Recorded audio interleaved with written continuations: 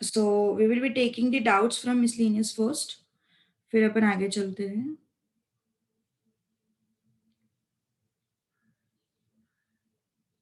तो पहला क्वेश्चन क्या है देखो, बी प्लस सी एक डिटर्मिनेंट दिया हुआ है उन्होंने। व्हाट इज दैट डिटर्मिनेंट, देखो लेट्स चेक इट आउट।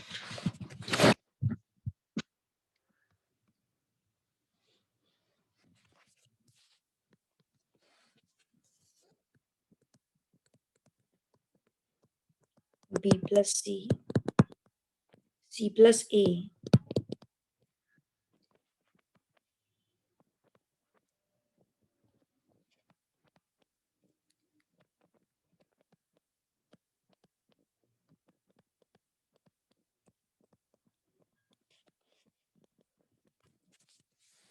इसको हमें प्रूव करना है 0। ओके, इसको हमें प्रूव करना है 0। तो यस, कुछ तो दिमाग चलाया होगा, कुछ तो कोशिश की होगी, किया है नहीं किया कुछ, देखते हैं चलो। What we can do is we can take B into C common from the first. Okay, we can take B and C common from the first. You can take C and A common from the second, and you can take A and B common from the third. ठीक है, अब आगे बढ़ते हैं। अब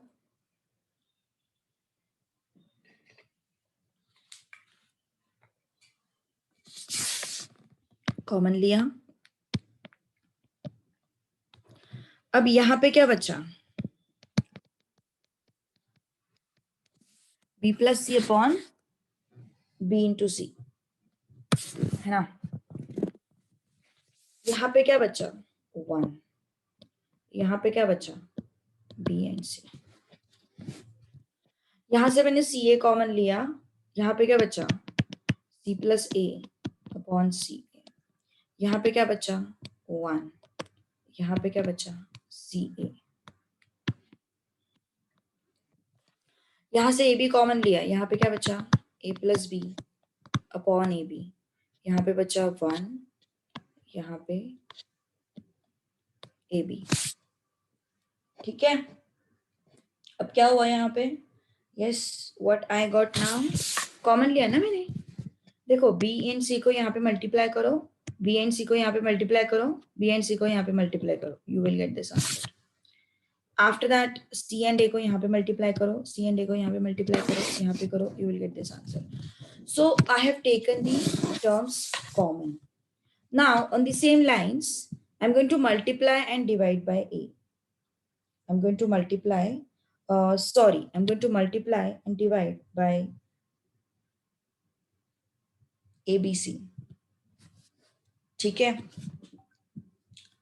मतलब column 3 में से यहाँ पे क्या आता है, पहले ये लिख देते हैं, वो सही रहेगा। यहाँ पे क्या आता है A square B square C square, यहाँ पे आया B upon B C is 1 by C upon B C is 1 by B, 1 and B C. यहाँ पे C upon CA is 1 by A upon CA is 1 by C, यहाँ पे 1, यहाँ पे CA। ठीक है, next A upon AB 1 by B upon AB 1 by A and AB। अब हम क्या करने वाले हैं,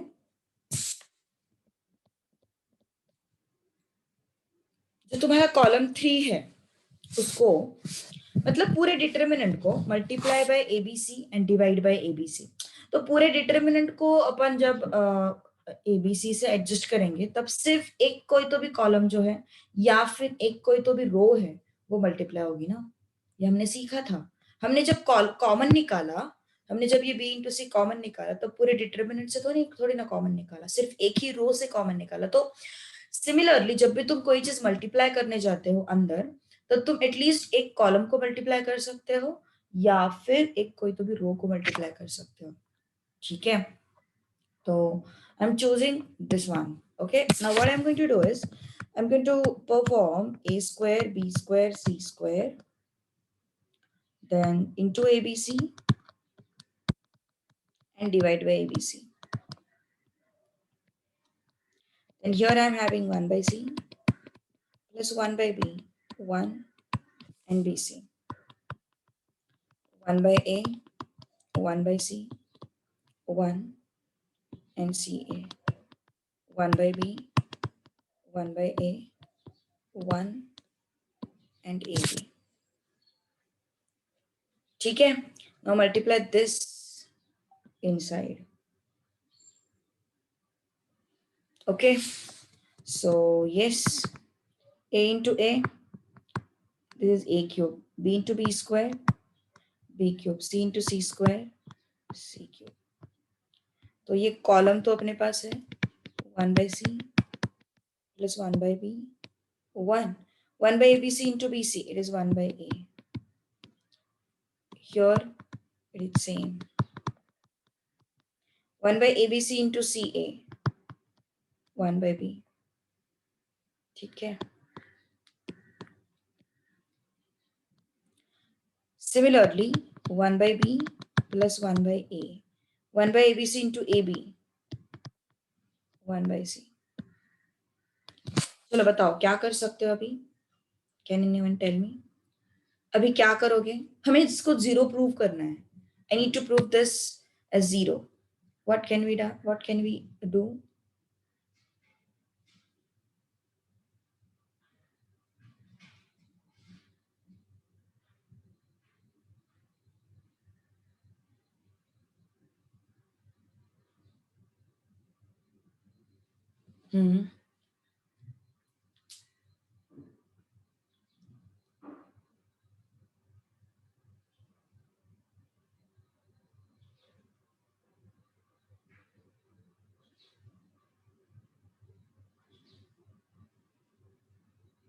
नो वन.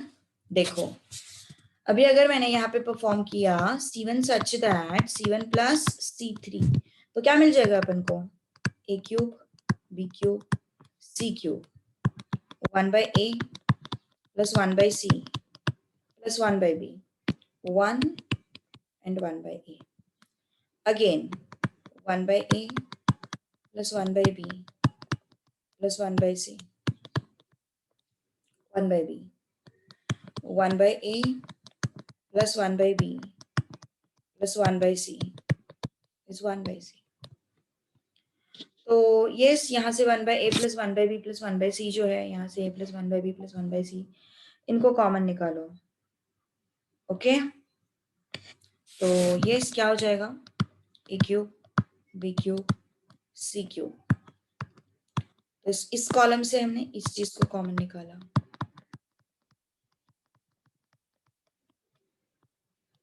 तो क्या आया फिर अपने पास? 1 1 1 1 1 1 1 by A, 1 by B and 1 by C. दो कॉलम सेम है ना तो इसका आंसर क्या आ जाएगा? 0. दो कॉलम्स अपने पास सेम है तो इसका आंसर क्या आ जाएगा? 0. 2 columns are identical.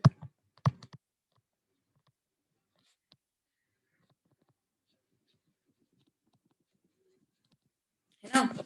2 columns are identical, therefore value of determinant is what? 0. All right. So I hope Mansi को समझ में आया होगा. मानसी को ये डाउट था. एक अगला क्वेश्चन फिर उसके बाद अपन नया लेसन शुरू करेंगे.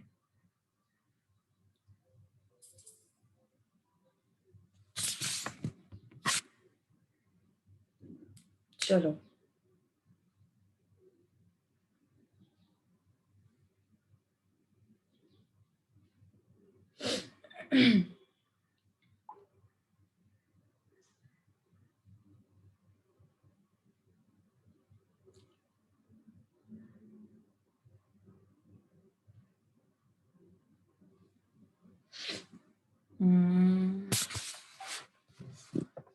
Question 2. XA YB ZC A square B square C square 1 1 1 equal to X Y Z A B C B C C A A B. Okay अच्छा एक बार आंसर देखना है.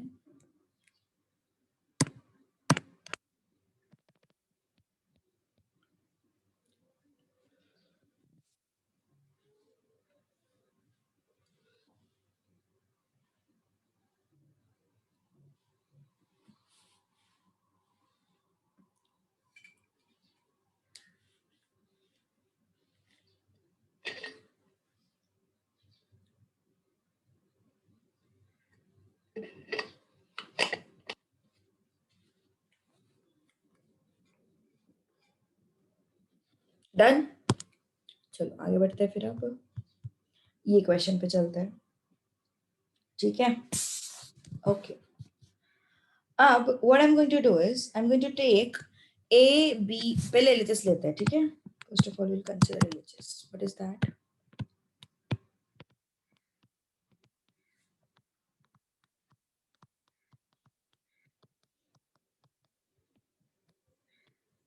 ठीक है.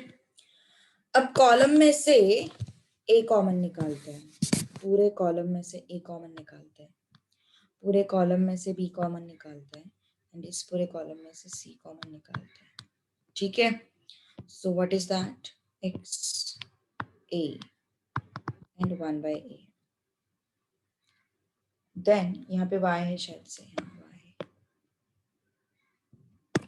और यहाँ पे z है. यहाँ से b कॉमन निकालते हैं तो y b 1 by b. यहाँ से c कॉमन निकालते हैं z c and 1 by c. ठीक है. कॉमन निकाला. अब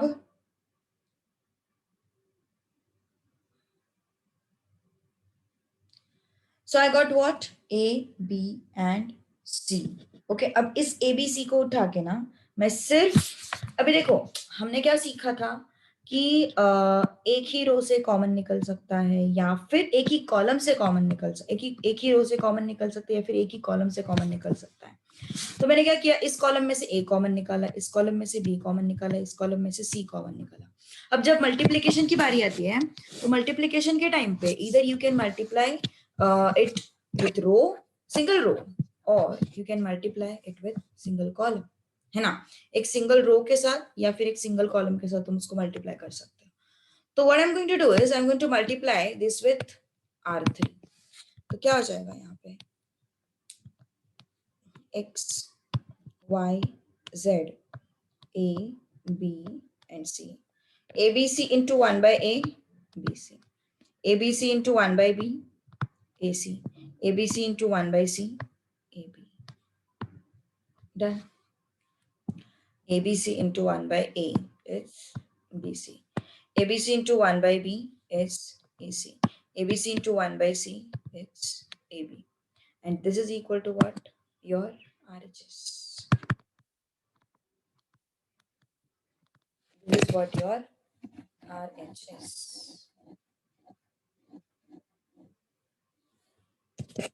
Understood? Okay. देख लो जरा. बहुत ही आसान था. अब नया लेसन शुरू कर रहे हैं अपन. Okay. Now going to start new lesson.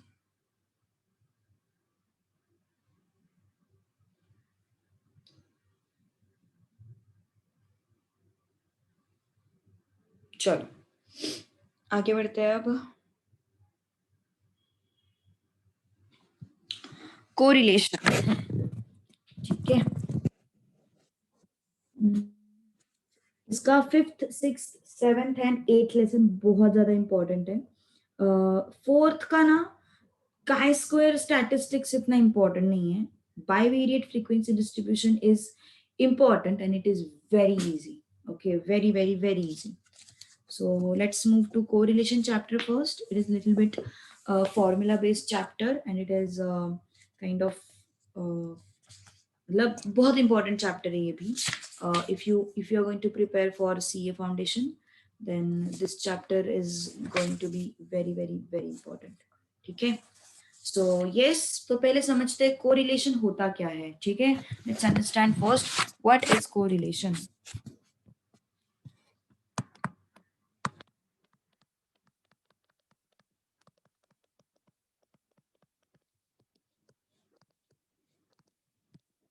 Okay, what is correlation? देखो बहुत आसान तरीका है.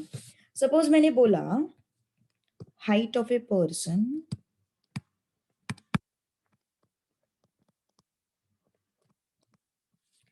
And weight of a person.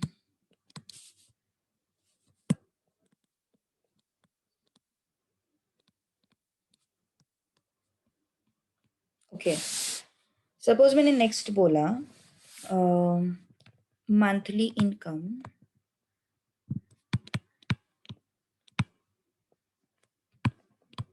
And expenditure. मैंने बोला एक्सपेंडिचर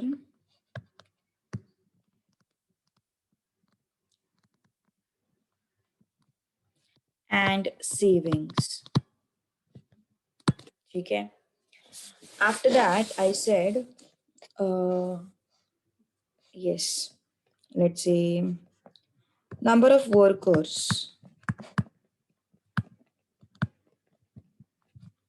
and days required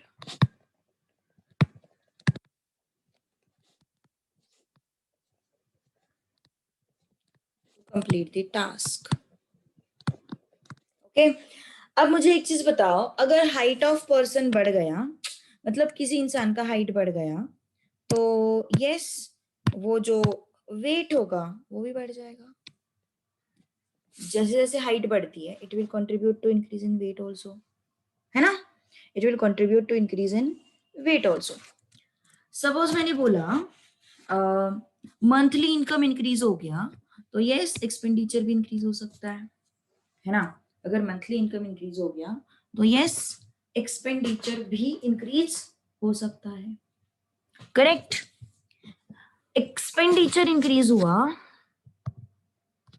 तो सेविंग्स डिक्रीज होंगे. कीपिंग मंथली इनकम कांस्टेंट, है ना. Keeping monthly income constant. अगर एक्सपेंडिचर इंक्रीज हुआ तो सेविंग्स क्या हो जाएंगे, डिक्रीज हो जाएंगे. ओके. दूसरी बात, अगर नंबर ऑफ वर्कर्स इंक्रीज हो गए तो days required to complete the task obviously क्या हो जाएगा, वो डिक्रीज हो जाएगा. सही बात है ना. एक दीवार कंस्ट्रक्ट करने के लिए मेरे पास 10 वर्कर्स थे, तो वो दीवार कंस्ट्रक्ट हो रही थी मे बी 2 दिन में. अगर मेरे पास 8-10 वर्कर आ गए, सॉरी, अगर मेरे पास 20-25 वर्कर्स आ गए, तो वो दीवार कंस्ट्रक्ट करने के लिए डेज कम लगेंगे या ज्यादा लगेंगे, ऑब्वियसली डेज कम लगेंगे, है ना. तो जितने वर्कर्स तुम ज्यादा बिठाओगे उतना टाइम कम लगेगा उस काम को कंप्लीट करने के लिए, है ना. उस काम को कंप्लीट करने के लिए उतना ही टाइम क्या लगेगा, अपन को कम लगेगा. सीधी सी बात है. ओके. सो जितने वर्कर्स ज्यादा उतना time required to complete the task is less. So अब इसका उल्टा सोचते हैं थोड़ा सा. ठीक है, इसका उल्टा सोचते हैं. अगर मैंने हाइट ऑफ पर्सन कम किया तो वेट ऑफ पर्सन भी क्या हो जाएगा, कम हो जाएगा. अगर मैंने मंथली इनकम कम किया तो एक्सपेंडिचर भी क्या हो जाएगा, कम हो जाएगा. अगर मैंने एक्सपेंडिचर कम किया तो मेरा सेविंग ऑटोमेटिकली बढ़ जाएगा, है ना. नंबर ऑफ वर्कर्स अगर मैंने कम किए तो obviously days required to complete the task will increase, है ना. Days required to complete the task will increase. Understood or not? Yes, getting my point. कुछ प्रॉब्लम है तो बोल दो, कुछ इश्यूज हो तो बताओ. यस. सो क्या क्या देखा अपन ने अभी तक. अगर एक क्वांटिटी इंक्रीज होती है तो दूसरी भी इंक्रीज हो रही है. यहाँ पे अगर एक क्वांटिटी इंक्रीज हो रही है तो दूसरी भी इंक्रीज हो रही है. अगर एक क्वांटिटी इंक्रीज हो रही है तो दूसरी कम हो रही है. अगर एक क्वांटिटी इंक्रीज हो रही है तो दूसरी कम हो रही है ना। यहाँ पे एक क्वांटिटी कम हो रही है तो दूसरी कम हो रही है, एक क्वांटिटी कम हो रही है तो दूसरी कम हो रही है, एक क्वांटिटी कम हो रही है तो दूसरी इंक्रीज हो रही है, एक क्वांटिटी कम हो रही है तो दूसरी इंक्रीज हो रही है, सॉरी। तो अगर तुम दो एग्जाम्पल्स को अलग अलग देखोगे तो तुम्हें ये एग्जाम्पल जो है वो अलग दिखेगा और ये एग्जाम्पल जो है वो अलग दिखेगा। यहाँ पे क्या हो रहा है, एक क्वांटिटी इंक्रीज हो रही है, दूसरी भी इंक्रीज हो रही है, एक क्वांटिटी डिक्रीज हो रही है, दूसरी भी डिक्रीज हो रही है। यहाँ पे एक क्वांटिटी इंक्रीज हो रही है, दूसरी डिक्रीज हो रही है, एक क्वांटिटी डिक्रीज हो रही है, दूसरी इंक्रीज हो रही है। तो इसको अपन बोलते हैं नेगेटिव कोरिलेशन।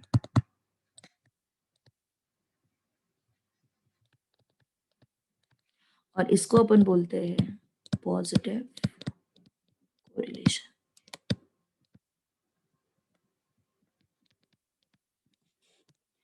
कुछ डाउट है यहाँ तक तो बोलो, देयर इज एनी डाउट, बताओ मुझे कुछ डाउट हो तो। यस,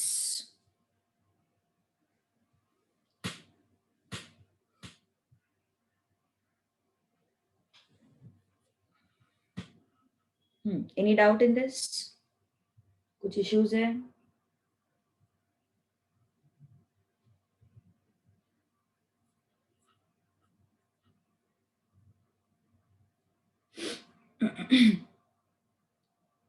जाए फिर आगे, बढ़े आगे। Yes, okay. तो एक है पॉजिटिव कोरिलेशन, एक है नेगेटिव कोरिलेशन, ठीक है। तो यस, अगर मैंने बोला इफ आई से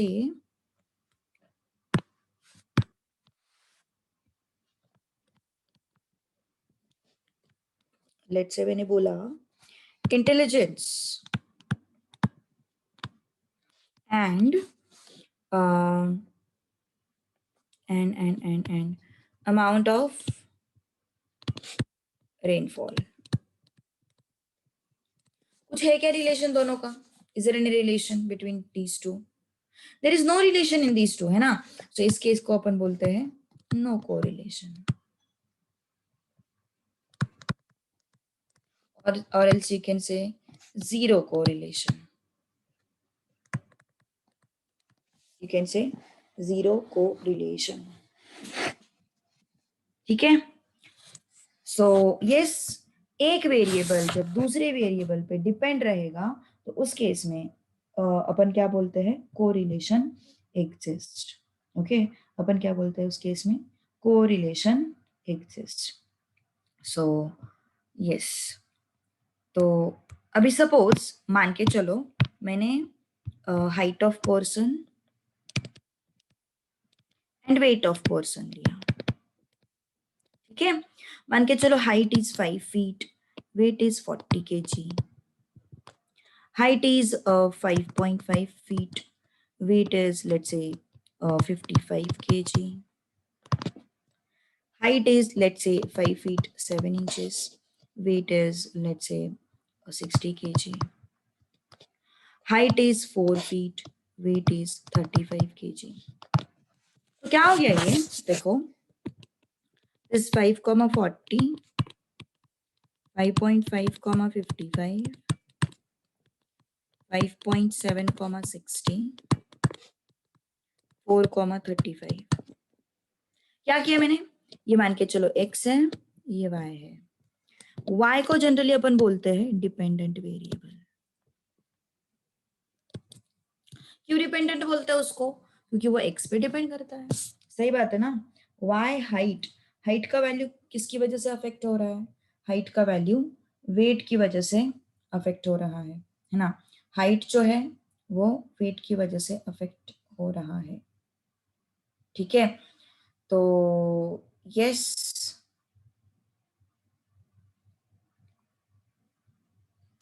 तो इसका मतलब y क्या हो गया, डिपेंडेंट, एंड x क्या हो गया, इंडिपेंडेंट। ये डिपेंडेंट एंड इंडिपेंडेंट वेरिएबल जो है ना, इनको अगर एक साथ तुम साथ में रखोगे, मतलब ऐसे 5,40, 5.5, 55, 5.7, 60, 4, 35, तो इसको अपन बोलते हैं बाय वेरिएट डेटा। अपन क्या बोलते हैं? Bivariate data. Okay, so yes, आगे बढ़ते हैं फिर अब। So this is what your bivariate data. Okay, so x is independent variable, y is dependent variable, and yes, why they are dependent and independent? Because check it out, weight जो है वो affect होगा height की वजह से, है ना? weight जो है वो height की वजह से affect होगा. चलो अब आगे बढ़ते हैं थोड़ा सा, ठीक है? अब आगे बढ़ते हैं थोड़ा सा. अब आते हैं कोवेरिएंस की तरफ, ठीक है? अब अपना कंसर्न ये है कि अपन इस कोरिलेशन को फाइंड आउट कैसे करें. कोरिलेशन को फाइंड आउट कैसे करें? मतलब हाइट एंड वेट कितना रिलेटेड है, उनमें कोरिलेशन तो है लेकिन कितना, है ना? वो हमें फाइंड आउट करना है. एक्सपेंडिचर एंड सेविंग कोरिलेशन तो है लेकिन कितना, हमें फाइंड आउट करना है. Monthly income and expenditure correlation तो है, एक दूसरे की वजह से अफेक्ट तो हो रहा है, लेकिन कितना अफेक्ट हो रहा है वो हमें क्या करना है, फाइंड आउट करना है. ठीक है, तो यस, उसके लिए अपने पास अलग अलग मेथड्स हैं. तुम्हारे टेक्स्ट बुक में सिर्फ दो ही मेथड्स दिए हुए हैं, which is your Karl Pearson correlation coefficient and scatter diagram. Actually there are four methods. Okay, actually there are four methods. तुम्हारे टेक्स्ट बुक में सिर्फ दो मेथड्स दिए हुए हैं, कार्ल पियर्सन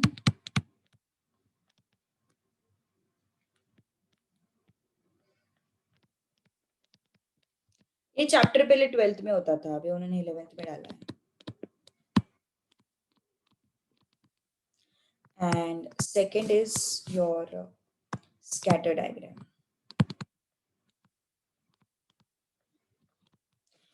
हमारे टेक्स्ट बुक में सिर्फ इतने दिए, और दो होते हैं, rank Spearman rank correlation coefficient and concurrent deviation. दो चीजें और होती है, तो इसमें बस तो अपन को 11th में बस इतने दो ही सीखने हैं अभी. ठीक है, सो यस, चलो फिर आगे बढ़ते हैं. फिर अब पहले अपन इसको सीखेंगे, ठीक है? Karl Pearson's correlation coefficient.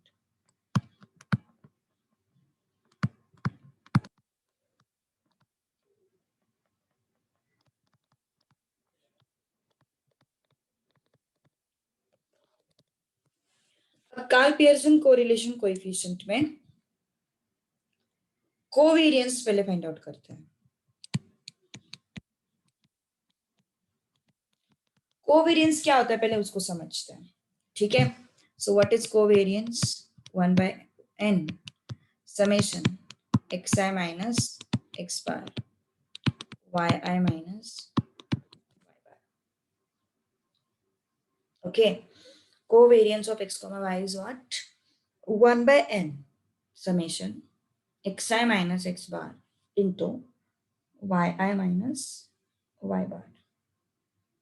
Okay, तो इसका और एक फॉर्मूला हो जाता है, इसका और एक फॉर्मूला है मतलब कोवेरिएंस का जो ज्यादा यूज होता है, 1/n summation xi yi minus x bar y bar. Now what exactly covariance is? What is its meaning? देखो, covariance is what? It tells us how. Covariance is what? Basically co-vary. Co मतलब together, co मतलब together. तो x and y एक साथ कैसे very होते हैं, कितने वेरी होते हैं, that is your covariance. Okay, so how x and y vary together. How x and y vary together, that is what your covariance. So co-vary means what? Varying together. So how x and y vary together, that is your covariance. Okay, how x and y vary together, that is your what? Covariance. ठीक है? All right. Okay. So this is covariance. Now,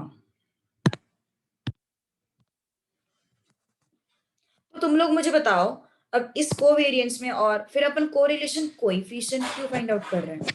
अगर ये covariance है, covariance मतलब x and Y का एक साथ very होना, तो हम कोरिलेशन कोएफिशिएंट क्यों फाइंड आउट कर रहे हैं? कोरिलेशन कोएफिशिएंट भी तो एक्स एंड वाई को रिलेट करता है और कोवेरियंस भी तो एक्स एंड वाई को रिलेट करता है. Then why are we going to find out the correlation coefficient? दोनों में क्या डिफरेंस है फिर? इसका भी मीनिंग ऑलमोस्ट सेम है और उसका भी मीनिंग ऑलमोस्ट सेम है. अब आर का फॉर्मूला क्या आता है, उसके ऑब्जर्वेशन से तुम लोग मुझे बताओ कि क्या डिफरेंस हो सकता है. ठीक है, तो पहले मैं तुम्हारे सामने कुछ फॉर्मूला लिख देती हूँ. Standard deviation of X, standard deviation of X हम लोगों ने सीखा है ऑलरेडी, है ना. Under root of 1/n summation X I minus X bar square, इसका और एक फॉर्मूला है 1/n summation X I square minus X bar square. Similarly, sigma y, standard deviation of y, under root of 1/n yi minus y bar square is equal to 1/n yi square y bar square. अब जो r होता है as per Karl Pearson's coefficient, r is what? rxy मतलब correlation coefficient between xy, its covariance of x comma y upon sigma x sigma y. अब covariance जो है वो क्या बताता है? how x and y vary together. और r जो है वो क्या बताता है? how x and y are related. how x and y are related. तो चलो बताओ मुझे.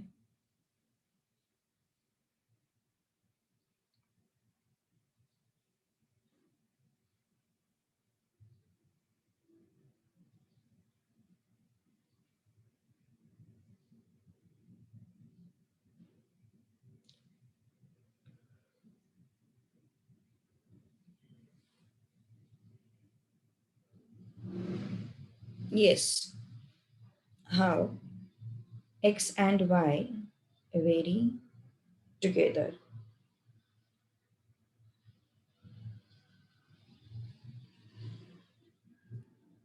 तो देखो डिफरेंस क्या है ना, यहाँ पे डिफरेंस इज, तुम जब बोलते हो कि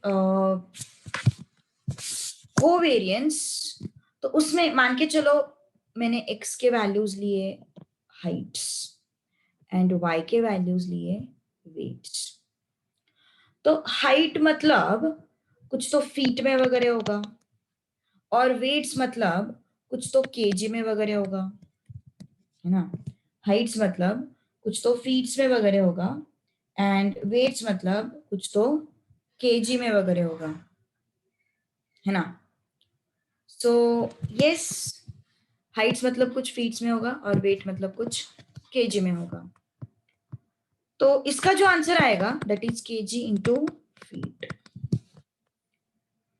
मतलब और इसका, और यहाँ पे देखो covariance upon sigma X sigma Y, तो कोवेरियंस किस में है?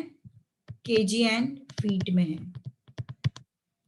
और सिग्मा एक्स किस में होगा? Under root of X square है ना ये, मतलब ये एक्स आएगा आफ्टर ऑल, तो ये क्या हो जाएगा फिर? फीट हो जाएगा. तो डिनोमिनेटर किस में है? फीट में है. और ये क्या है? Ultimately under root of Y square. तो डिनोमिनेटर जो है वो किस में आएगा? केजी में आएगा. क्या हो गया scene? KG into feet, KG into feet cancelled out. मतलब आर एक्स वाई जो है इसको यूनिट नहीं होगा. This is what your unitless quantity. फिर से एक बार एक्सप्लेन कर रही हूं मैं, ध्यान दो. तुम्हारा कोवेरियंस है, कोवेरियंस के केस में इसको यूनिट होता है, मतलब ये हाइट है और ये वेट है. Heights are in feets, weights are in KGs. मतलब जो कोवेरियंस होगा उसको कुछ तो यूनिट होगा, केजी इंटू फीट. यहाँ पे सिग्मा एक्स जो है ये रूट ऑफ एक्स स्क्वायर, मतलब ये होगा फीट्स में, बिकॉज अपना एक्स जो है वो हाइट है। y जो है it is under root Y square, y जो है वो किस में होगा, मतलब y जो है वो weights, so under root of Y square is what, kg।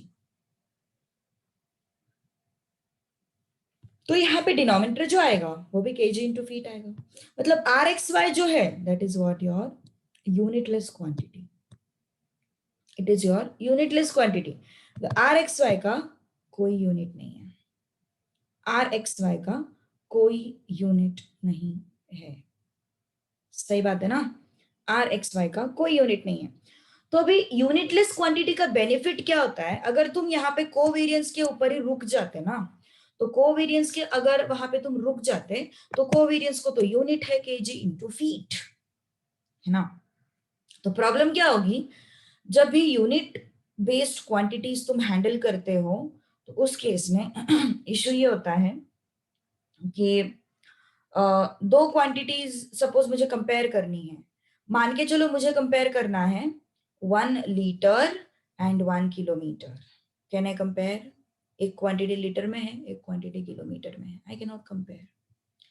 Suppose I say one is litre another is kg, can I compare, I cannot compare, liter and kg cannot be compared.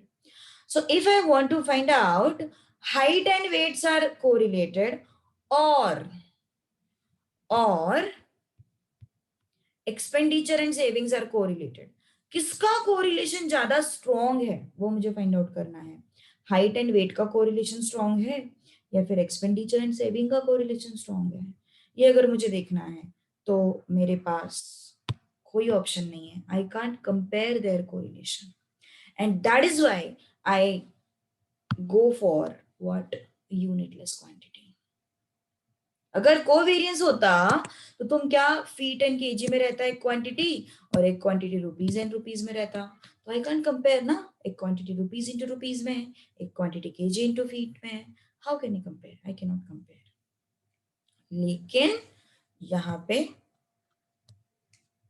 मुझे जो height and weight का जो relation मिलेगा वो भी unitless होगा, expenditure and saving का relation जो मिलेगा वो भी यूनिटलेस होगा, तो I can easily compare the two quantities, I can easily compare the two quantities. So that is the benefit of what? That is the benefit of correlation coefficient.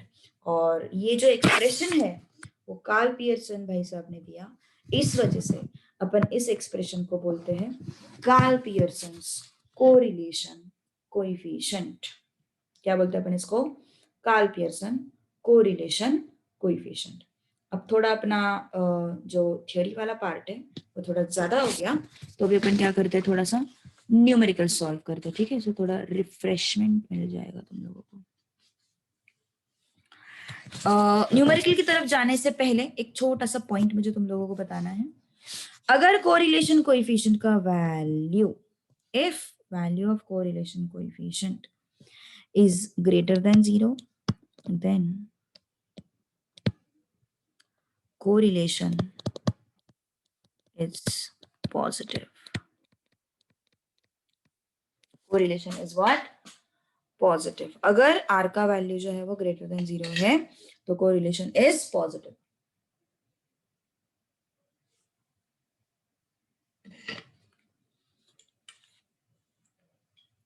Next, अगर r का value less than 0 है then correlation is negative.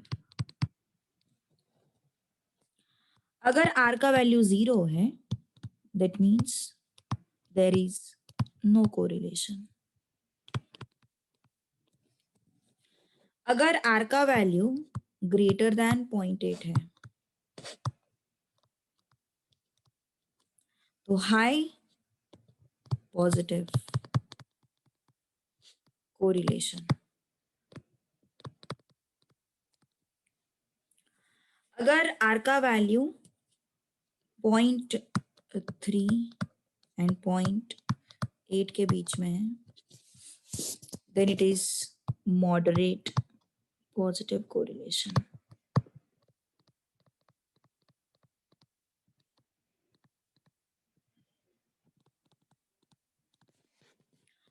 अगर are का value less then 0.3 है,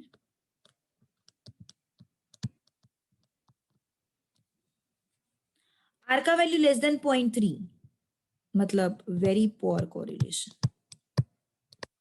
अब ये mod का क्या चक्कर है? मॉड का ये चक्कर है कि नेगेटिव भी हो सकता है, पॉजिटिव भी हो सकता है ना आर। एक्चुअली दोनों जगह पे रखना चाहिए था। ये तुम्हारे टेक्स्ट बुक में छोटा सा करेक्शन है, सब जगह पे मॉड चाहिए था। देखो ध्यान दो, अभी ये मॉड क्यों रखा है उन्होंने, अब उसका एक छोटा सा एग्जाम्पल मैं तुम लोग को देती हूँ। सपोज मैंने बोला r is equal to 0.3 and मैंने बोला r is equal to -0.8।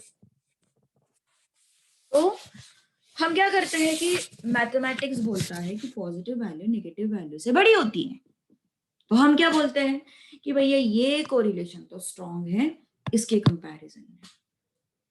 Mathematics के हिसाब से जो पॉजिटिव वैल्यू है वो बड़ी होती है किसके कंपैरिजन में? नेगेटिव वैल्यू के कंपैरिजन में। तो हम क्या बोलते हैं कि भैया ये जो है वो क्या है, कम कोरिलेटेड है, सॉरी ये जो है वो ज्यादा कोरिलेटेड है, ये कम कोरिलेटेड है। लेकिन ऐसा नहीं होता है, ऐसा नहीं होता है, इसका कोरिलेशन ज्यादा है। सिर्फ प्रॉब्लम क्या है कि वो नेगेटिवली कोरिलेटेड है। This is what, this correlation is more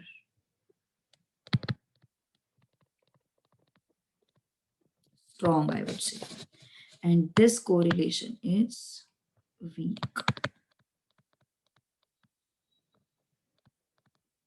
This correlation is weak.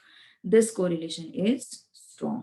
Only the thing is they are negatively correlated. बस इतना ही डिफरेंस है कि उनका जो कोरिलेशन है वो नेगेटिव है और इनका जो कोरिलेशन है वो क्या है, पॉजिटिव है। सो रिमेंबर, कोरिलेशन के केस में कभी भी साइन के ऊपर नहीं जाना है, साइन को कंसिडर नहीं करना है। साइन सिर्फ क्या बताता है कि वो पॉजिटिवली कोरिलेटेड है या नेगेटिवली कोरिलेटेड। लेकिन किसका कोरिलेशन स्ट्रॉन्ग है वो कैसे चेक करेंगे अपन? वैल्यू से चेक करेंगे। कैसे चेक करेंगे अपन? वैल्यू से चेक करेंगे। वैल्यू जिसका अच्छा खासा बड़ा वाला वैल्यू है वो क्या हो गया तुम्हारा? हाईली कोरिलेटेड, और you can say strongly correlated. जिसका वैल्यू कम है हम बोलेंगे उसको correlation is weak. Okay, so sine पे मत जाओ। ओके, सो ये हो गया हाईली कोरिलेटेड और स्ट्रांगली कोरिलेटेड और weekly correlated. What if r is +1 and what if r is -1? ये क्या हो गया तुम्हारा? Perfect correlation.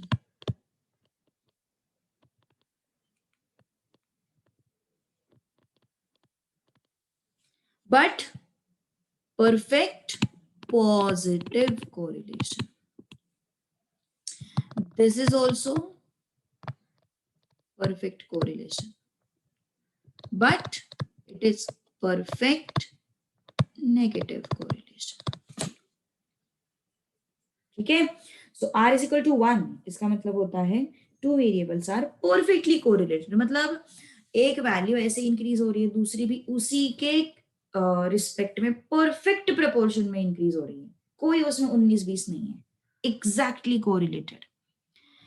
ओके, सो जैसे कि मान के चलो, देखो मान के चलो सपोज मैंने बोला r इज इक्वल टू, मतलब रफ आइडिया दे रही हूं मैं, ये एग्जैक्ट इंटरप्रिटेशन नहीं है। Suppose r is equal to 0.8 मैंने बोला, तो परसेंटेज में क्या हो जाएगा वो? 80% हो जाएगा ना। परसेंटेज के हिसाब से अगर मैं बोलूंगी तो it is 80%। That means 80%। Suppose मैंने बोला कि एक्सपेंडिचर एंड सेविंग जो है उनका आर, एक्सपेंडिचर एंड सेविंग जो है उनका आर जो आ रहा है 0.8 आ रहा है, ऐसे मैंने सपोज रफ एक इंफॉर्मेशन दे दिया। तो आर इज 0.8 मतलब 80%। कौन किसकी वजह से चेंज हो रहा है? सेविंग्स जो है वो कम हो रहे हैं क्योंकि एक्सपेंडिचर बढ़ रहा है। सेविंग जो है वो ज्यादा हो रहे हैं क्योंकि एक्सपेंडिचर कम हो रहा है। मतलब सेविंग्स किसकी वजह से चेंज हो रहे हैं? एक्सपेंडिचर की वजह से चेंज हो रहे हैं। So what I am saying that इनके बीच में 0.8 का कोरिलेशन कोएफिशिएंट है, 80% दे आर कोरिलेटेड, मतलब 80% जो सेविंग में चेंजेस हो रहे हैं वो सारे के सारे 80% चेंजेस किसकी वजह से है? एक्सपेंडिचर की वजह से है। और बचे हुए 20% जो चेंजेस है सेविंग के वो एक्सपेंडिचर की वजह से नहीं है, वो किसी और फैक्टर की वजह से हो सकते हैं। क्या बोला मैंने? जो अगर एक्सपेंडिचर एंड सेविंग के बीच का कोरिलेशन कोएफिशिएंट 0.8 है, इसका मतलब क्या होता है कि 80% changes in saving are because of expenditure. और जो बचे हुआ 20% है, जो बचा हुआ 20% है, वो 20% है, वो 20% चेंज किसकी वजह से है? वो 20% change is because of your some other factors. लेकिन अगर मैंने बोला एक्सपेंडिचर एंड सेविंग, इनके बीच का आर 1 है, तो इसका मतलब expenditure and saving are 100% correlation related. मतलब सेविंग में जो भी चेंजेस होंगे वो फुल्ली किसकी वजह से होंगे? एक्सपेंडिचर की वजह से होंगे। सेविंग में जो भी चेंजेस होंगे वो फुल्ली किसकी वजह से होंगे? एक्सपेंडिचर की वजह से होंगे। अंडरस्टूड? ओके, समझ लो इस बात को थोड़ा सा। ओके, तो यस, तो इस केस में अपन उसको बोलते हैं परफेक्ट कोरिलेशन। इस केस में अपन बोलेंगे इसको हाईली कोरिलेटेड। अगर 0.3 से भी वैल्यू छोटा आता है तो अपन उसको क्या बोलेंगे? Yes, not much correlated, weekly correlated. ठीक है, okay.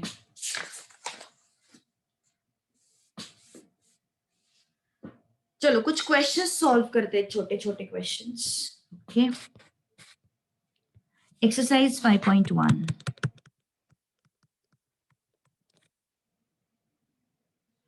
Question number 5. Correlation coefficient between two variables is 0.48. Covariance is 36. Variance is variance of x na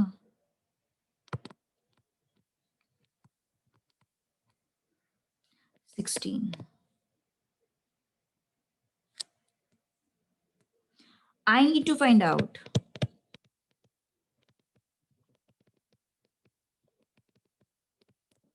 standard deviation of y. Chalo, try to solve it.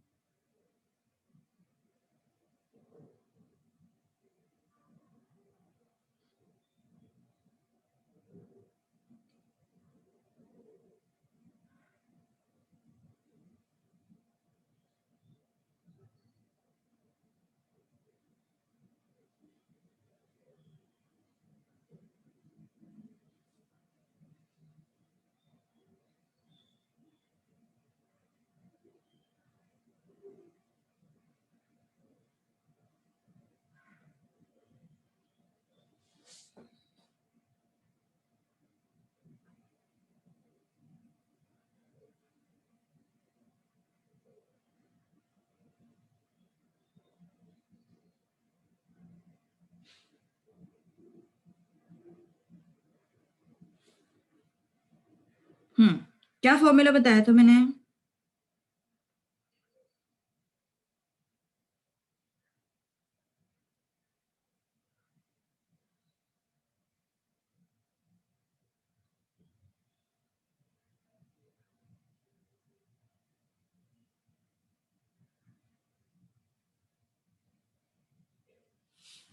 R is equal to what?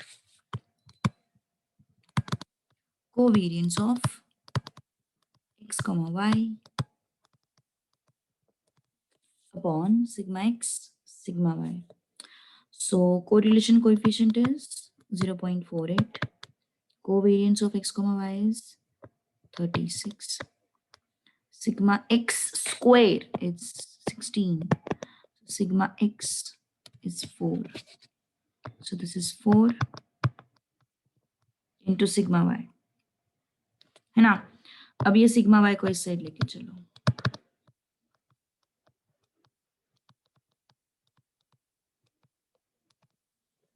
Okay, so how much is this? 4 1s are 4, 9s are. So how much is sigma y?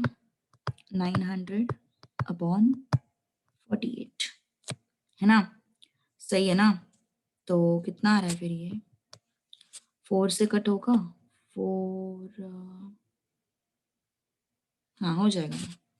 4 1 जा 4 2 जा 4 2 जा 8, 4 2 जा 8, 4 5 जा. सही है ना.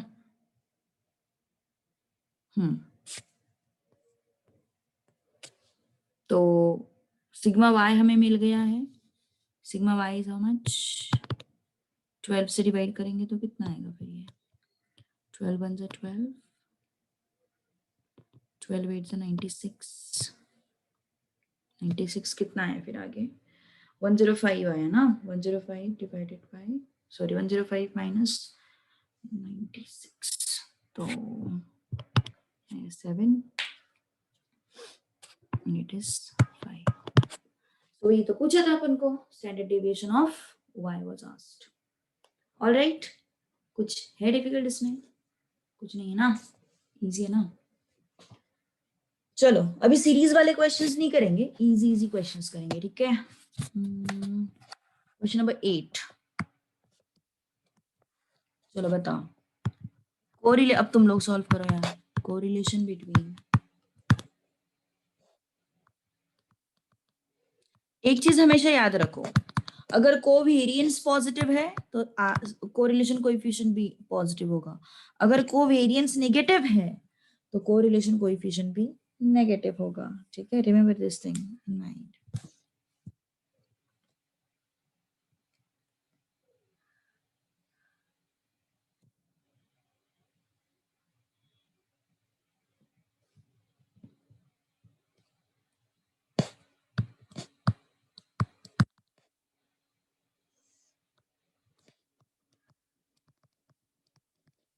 चलो try to solve it.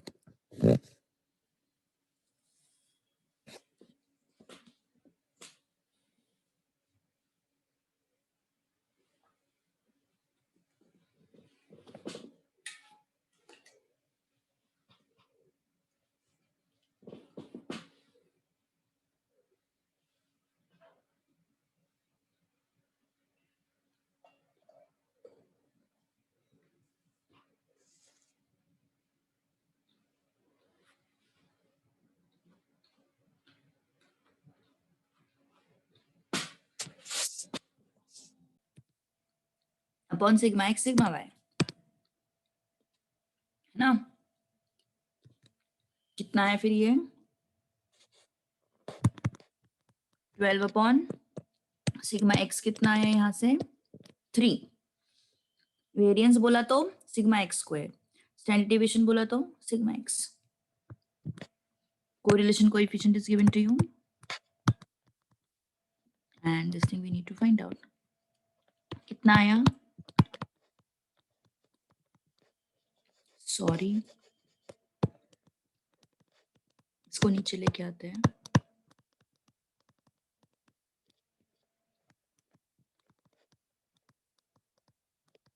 3 1 जा 3 3 जा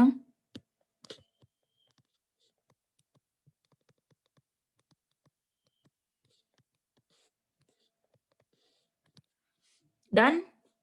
एनी डाउट? 3 1 जा 3 3 जा 3 3 जा 3 3 जा. So sigma y is what? 13.33. Any doubt? Okay. Got it?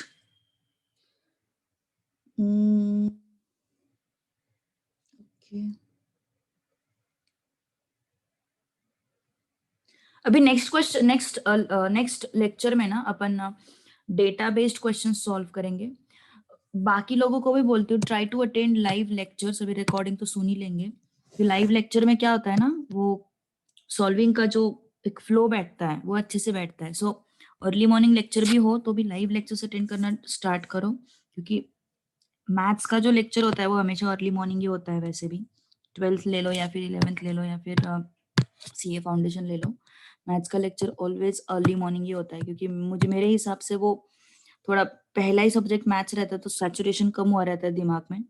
दूसरी बात ऐसे होता है कि वो फ्रेश फ्रेश में चीजें याद हो जाती है। और प्रॉब्लम ऐसी होती है कि मैथ्स तुम्हारा थोड़ा सा आउट ऑफ कॉन्टेक्स्ट सब्जेक्ट है, मतलब कॉमर्स से थोड़ा सा आउट ऑफ कॉन्टेक्स्ट है। सो वो थोड़ा एक्सेप्ट नहीं हो पाता कॉमर्स के स्टूडेंट्स को जल्दी। सो वो चीज़ का भी प्रॉब्लम नहीं होता। एक्सेप्ट ना होने के कारण लोग थोड़ा सा क्या बोलते हैं, मैथ्स की वजह से बोर हो जाते हैं। तो इसलिए मैं थोड़ा सा अर्ली मॉर्निंग लेक्चर रखती हूँ हमेशा मैथ्स का, मतलब पहला लेक्चर मैथ्स का ही रखती हूँ, सो दैट चीज़ें थोड़ी सी ज़्यादा नहीं बिगड़ती। Okay, so try to attend live lectures. काफ़ी सारे लोग हैं जो कर रहे हैं लाइव लेक्चर्स, लेकिन मेरे हिसाब से सब लोग करेंगे तो थोड़ा सही रहेगा ना।